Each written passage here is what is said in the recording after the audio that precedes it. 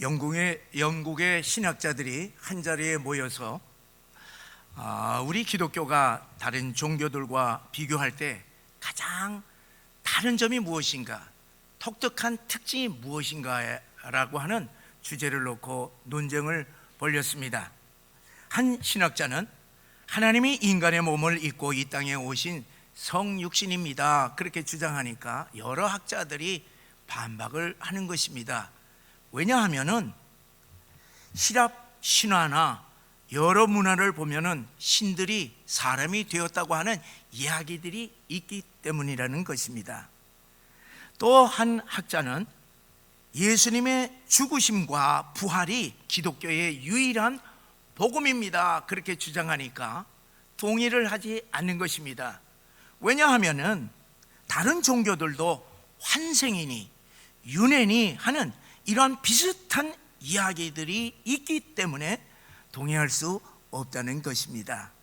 이때 캠브리지 대학의 C.S. 루이스 교수는 기독교만이 가지는 유일한 특성은 은혜라, 그렇게 주장하니까 모든 학자들이 다 동의했다고 합니다. 그렇습니다. 여러분, 우리 기독교야말로 이 세상에서 유일한 은혜의 종교임을 분명히 아시기를 바랍니다. 불교나 유교나 힌두교나 이슬람교나 유대교나 기타 무속 종교들은 우리 인간이 도를 깨우쳐야 되고, 그리고 선행과 공덕을 쌓아야 하고, 율법을 지켜야 하고, 수양을 해야 하고, 정성을 바쳐야 합니다. 무엇인가 노력을 해야만 합니다. 그렇기 때문에 그런 종교에서는 은혜가 들어갈 수 있는 자리가 없는 것입니다. 그러나 우리 기독교는 인간이 하나님을 찾아가 하나님을 위하여서 무엇을 드리는 것이 결코 아닙니다. 여러분 생각해 보세요. 여러분, 그 크신 하나님께 우리 인간이 무엇을 드릴 수가 있겠습니까? 무엇을 드려야만 그 하나님께서 기뻐하시겠습니까? 여러분, 우리 기독교는 하나님이 인간을 찾아오셔서 모든 것을 은혜로 베풀어 주시는 것이 우리 기독교의 특징이라고 하는 사실을 분명히 아시기를 바랍니다. 그래서 우리 기독교 신앙은 모든 것이 하나님의 은혜로 고백하는 신앙인 줄 믿으시기를 바랍니다. 마음을 여는 101가지라고 하는 이 이야기 속에 이 책이 있는데, 이 책 속에 이런 이야기가 있습니다. 엄마의 말을 참 안 듣고 속을 썩이는 아들이 있었습니다. 근데 이 아들이 요즘 말을 잘 듣고 심부름도 잘하고 청소도 잘하고 그리고 공부도 열심히 하는 것입니다. 그래서 이 엄마가 생각하기를, 야, 내 아들이 이제야 철이 드는구나, 그렇게 생각하고 기뻐했습니다. 이제 이렇게 이제 한 주간이 지난 다음에 이 아들이 책상에다가 딱 하니 이렇게 용지에다가 편지를 엄마에게 딱 편지를 놓고 나가는 거예요. 그래서 엄마가 무엇인가 이렇게 보니까 세상에 지난 월요일 3시에 심부름값 1,000원, 화요일 5시에 심부름값 1,000원, 이렇게 5번 심부름값 합계 5,000원, 그리고 방 청소 한 번에 1,000원씩 2번 합계 2,000원, 공부 11시까지 한 것 1,000원씩 3번 합계 3,000원, 총계 10,000원, 딱 이렇게 써 있는 것입니다. 엄마가 이 청구서를 보니까 기가 막힌 것이에요. 그래서 그 아들 청구서 뒤에다가 청구서, 엄마의 청구서 딱 이렇게 쓴 거예요. 뭐라고 썼냐 하면은, 내가 너를 내 뱃속에 10달 동안 데리고 다닌 값 공짜, 너 낳느라고 고생한 거 공짜, 너 젖 먹는 거 공짜, 너 아플 때 내가 밤새워 간호한 값 공짜, 너 약값 공짜, 네가 가지고 노는 모든 장난감 공짜, 너 매일 먹는 음식과 입는 옷 공짜, 이 모든 것 외에 너를 사랑하는 엄마의 사랑 공짜. 이렇게 이제 썼습니다. 엄마의 청구서를 이 아들이 딱 읽고 난 다음에 엄마에게 다가서, 엄마 잘못했어요, 엄마 고마워, 그렇게 뉘우쳤다고 하는 이야기입니다. 사랑하는 성도 여러분, 부모 자식과의 관계에서 모든 것을 계산적으로 다 따질 수가 있겠습니까? 자녀의 모든 것은 다 부모의 은혜에서 비롯된 것들입니다.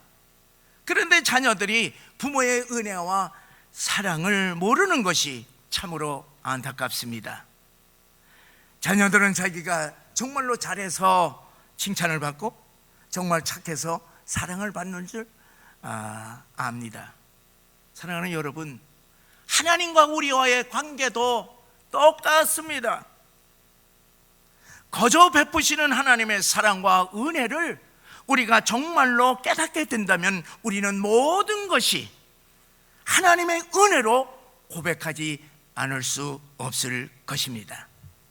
사도 요한은 예수님의 제자로서 3년 동안 예수님과 함께 생활하시면서 보고 듣고 대화하고 느꼈던 예수님을 요한복음 1장에서 말씀이 육신이 되어 이 땅에 오신 하나님으로 증거하고 있습니다. 사도 요한은 예수님을 말씀으로 천지를 창조하신 말씀의 하나님, 죽은 영혼을 살리시는 새 생명의 근원 되신 하나님, 죄악으로 어두운 세상을 비추시는 참 빛 되신 하나님으로 보았습니다. 그리고 오늘 본문 14절에 또 이렇게 기록하고 있습니다. 말씀이 육신이 되어 우리 가운데 거하심에 은혜와 진리가 충만하더라.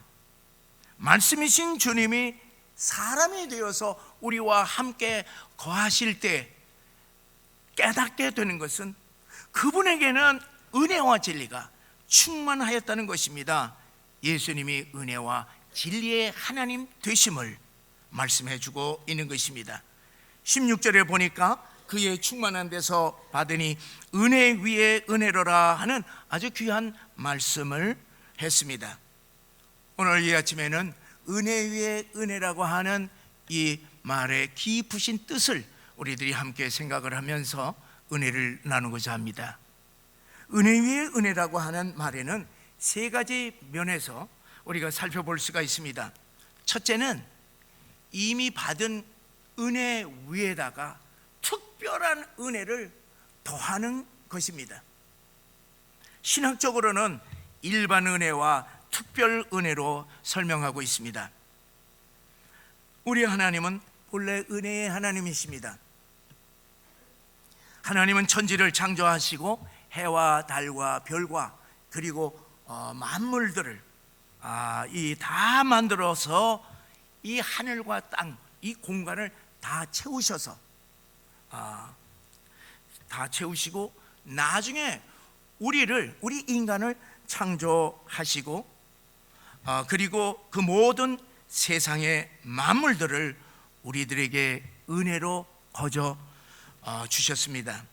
그래서 하나님을 믿든 믿지 않든 모든 인간은 하나님이 지으신 이 세상에서 태어나 그분이 주시는 햇빛과 비, 바람과 물, 그리고 자연 세계를 값없이 누리며 살고 있습니다.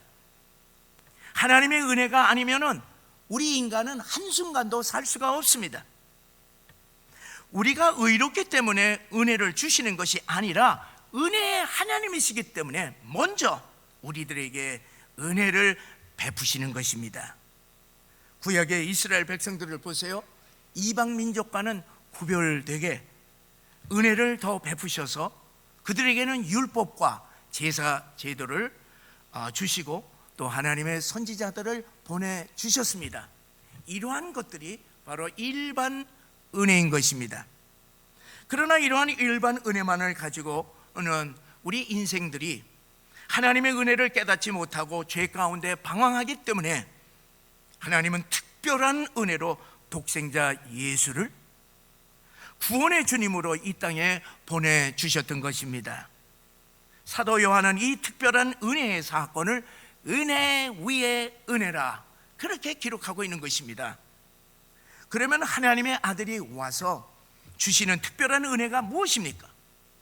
예수님은 자기가 자기 땅에 왔으나 자기 백성이 영접하지 않는다고 했습니다.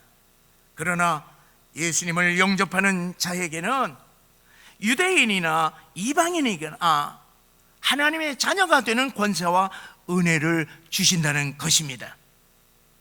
하나님을 아버지라고 부를 수 있는 특권과 은혜는 어떤 종교에서도 찾아볼 수가 없습니다.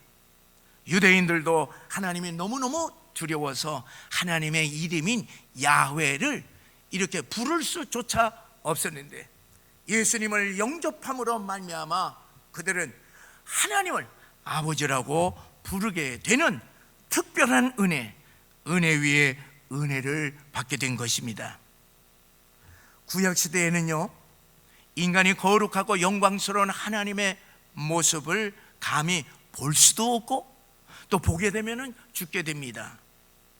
그런데 하나님이 사람이 되어서 이 땅에 오심으로 말미암아 하나님을 뵙는 영광과 놀라운 기쁨을 얻게 된 것입니다. 그래서 이 사도 요한은 너무너무 감격해서 말씀이 육신이 되어 우리 가운데 거하시매 우리가 그 영광을 보니 아버지의 독생자의 영광이요 은혜와 진리가 충만하도다 그렇게 고백했던 것입니다.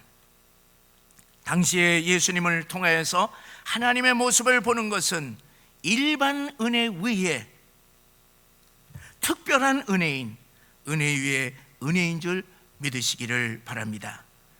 사랑하는 여러분, 우리는 어떻습니까? 이방인이었던 우리들, 죄 가운데서 죄 덩어리였던 우리들, 그리고 영원히 버림받을 수밖에 없는 우리 죄인들이 도대체 무엇이 간데 예수를 믿고 하나님의 자녀들이 된 것입니까? 이것은 놀라운 하나님의 은혜인 줄 믿으시기를 바랍니다. 자, 예수 믿고 하나님의 자녀가 된 이 놀라운 은혜 위에 주님께서는 우리들에게 덧붙여서 특별한 은혜를 우리들에게 주셨다고 하는 사실을 우리들이 알아야 할 것입니다. 그것이 무엇이겠습니까? 여러분 생각해 보세요. 여러분, 우리가 대통령이 그 대통령의 인격이 무엇인가 관계없이 대통령이 나를 찾아오신다고 하는 사실은 이것은 엄청난 영광이요 기쁨인 것입니다. 그런데 우리 주님께서 우리들을 자녀로 삼으시는 그 은혜 위에 우리들에게도 하나님을 뵐 수 있는 영광과 기쁨을 주셨다고 하는 사실을 분명히 아시기를 바랍니다. 그것이 무엇이겠습니까? 그것은요, 하나님의 말씀과 그리고 우리 안에 내주하시는 성령인 줄 믿으시기를 바랍니다. 예수 믿는 우리는 말씀이신 예수님이 성경에 그대로 다 기록이 되어 있습니다. 우리가 성경을 통독할 때에 그 속에 예수님이 계시다고 하는 사실입니다. 그 예수님을 우리 안에 계신 성령께서 깨우쳐 주심으로, 그리고 또한 이 말씀 가운데 선포하심으로 말미암아 주님을 만나뵙게 되는 은혜 위의 은혜를 우리들은 경험할 수 있다고 하는 사실을 믿으시고, 여러분 성경 통독을 통해서, 암송을 통하여서, 그리고 말씀을 들음으로 말미암아 하나님의 자녀들로서 주님을 만나 뵙는 은혜 위의 은혜를 경험하시기를 주의 이름으로 간절히 축원합니다. 두 번째로, 은혜 위의 은혜라고 하는 뜻은 계속해서 흘러넘치는 충만한 은혜를 뜻하고 있습니다. 하나님의 우리들에게 주신 은혜는, 특별한 은혜는요, 하나님의 독생자를 주신 은혜입니다. 이 독생자를 주신 은혜가 계속 흘러넘치는 은혜인 것을 분명히 아시기를 바랍니다. 로마서 8장 32절의 말씀을 함께 읽겠습니다. 자기 아들을 아끼지 아니하시고 우리 모든 사람을 위하여 내주시니가 어찌 그 아들과 함께 모든 것을 우리들에게 주시지 않겠느냐. 하나님이 독생자도 아끼지 아니하고 아시고 우리들에게 주셨는데 다른 모든 것을 어떻게 아끼시겠느냐. 다 주겠다고 하는 약속입니다. 하나님의 은혜는 가뭄에 콩나듯이 어쩌다가 한 번, 두 번 주시는 은혜가 아닙니다. 금식 기도를 하면서 애써야 주시는 은혜가 아닙니다. 예수님께서 요한복음 7장 37절에 명절 끝날 날에 이렇게 외칩니다. 누구든지 목마르거든 내게로 와서 마시라. 나를 믿는 자는 그 배에서 생수의 강이 흘러나오리라. 그렇게 선포하셨습니다. 예수님이 주시는 은혜라고 하는 것은 쫄쫄쫄쫄 흐르는 샘물 같은 은혜가 아닙니다. 흘러넘치는 강으로 우리들에게 충만하게 주시는 은혜입니다. 아니, 하나님의 그 크신 은혜는 저 바다처럼 엄청난 은혜이기 때문에 이 지구상에 있는 모든 인류를 다 구원하고도 남는 놀라운 은혜라고 하는 사실을 믿으시기를 바랍니다. 사랑하는 여러분, 우리가 예수를 믿으면 하나님의 자녀가 되는 은혜를 주시는데 그 하나님의 자녀가 되는 은혜로 딱 끝납니까? 천만의 말씀입니다. 하나님의 자녀이게 되면은 하나님 아버지의 충만한 은혜 속에서 자녀들은 모든 것을 항상 아버지 것을 다 누릴 수 있습니다. 하나님의 자녀가 되면은 어떤 은혜가 받을 수가 있습니까? 구원의 은혜를 받습니다. 그리고 죄사함의 은혜를 받습니다. 기도 응답의 은혜를 받습니다. 인도하시는 은혜, 공급해 주시는 은혜, 보호해 주시는 은혜, 영생의 은혜, 모든 하나님에게 속한 모든 은혜를 다 누리게 됩니다.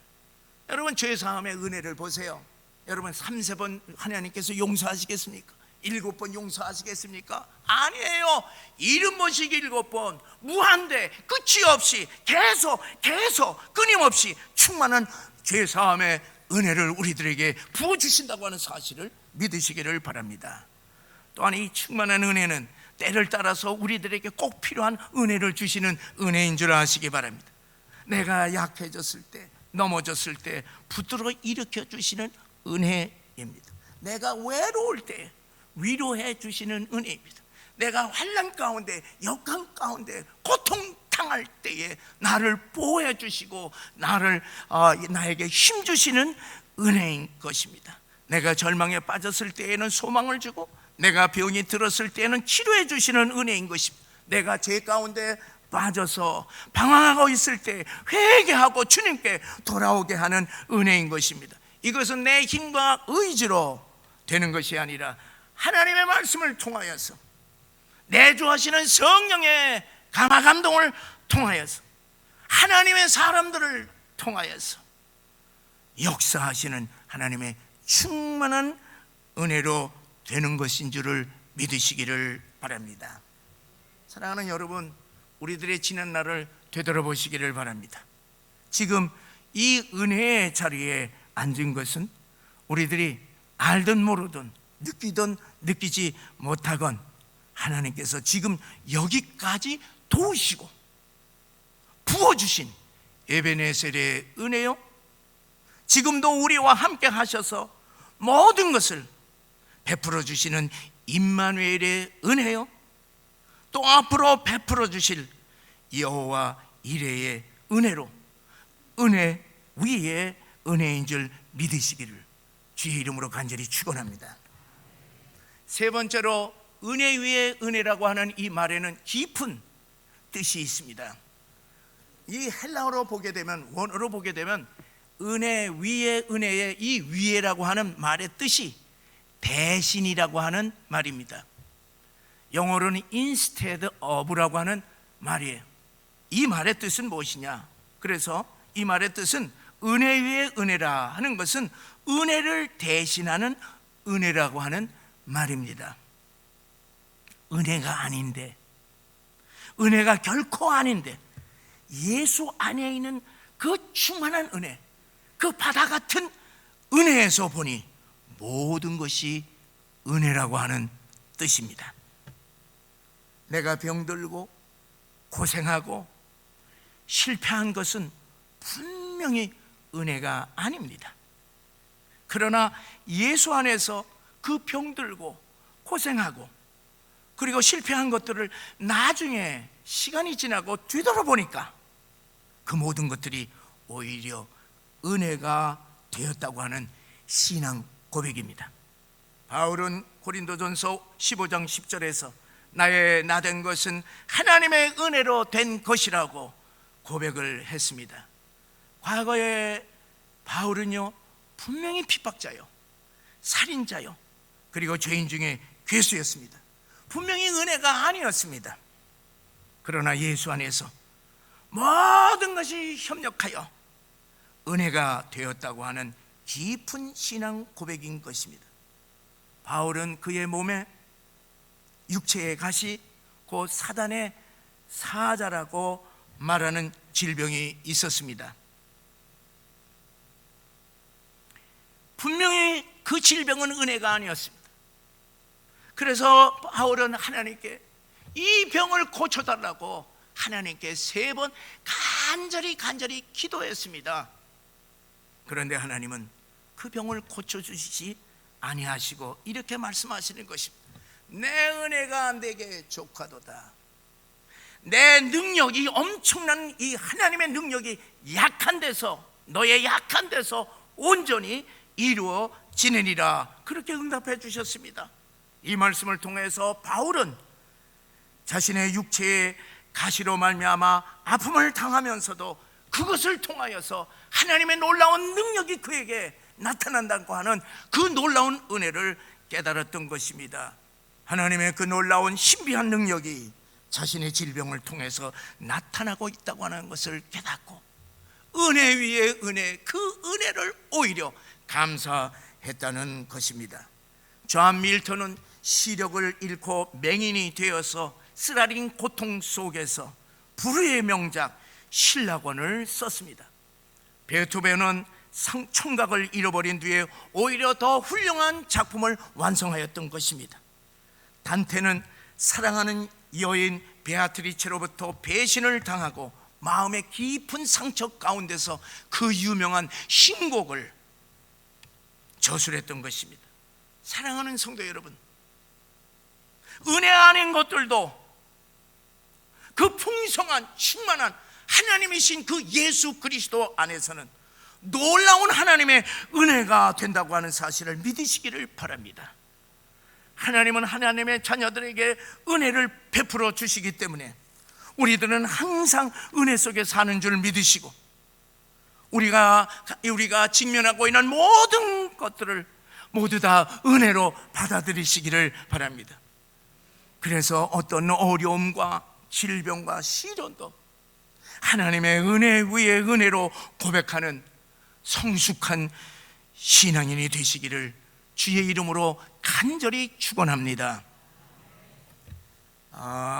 우리 기독교인들은 말할 것도 없지만은요, 전 세계 모든 사람들이 가장 좋아하는 은혜로운 찬송이 하나 있습니다.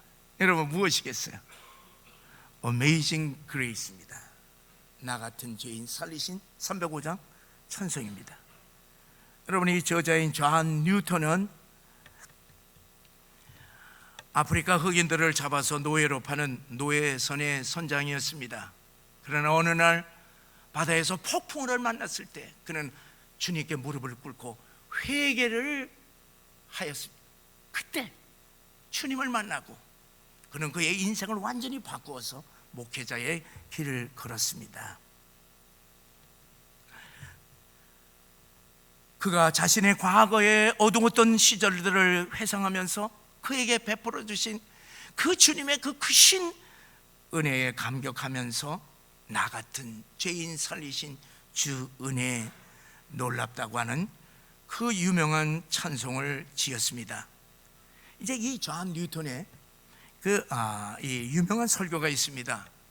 그것은 뭐냐면 내가 장차 천국에 가면은 세 가지 놀랄 것이다 하는 내용인데, 첫째는 천국에 당연히 있을 것이라고 생각했던 사람이 없다는 사실에 나는 놀랄 것이고, 둘째는 그곳에 있을 수 없는 사람이 천국에 와 있는 것을 보고 나는 놀랄 것이고, 마지막 셋째는 나 같은 죄인이 천국에 와 있는 것을 보고 놀랄 것이다.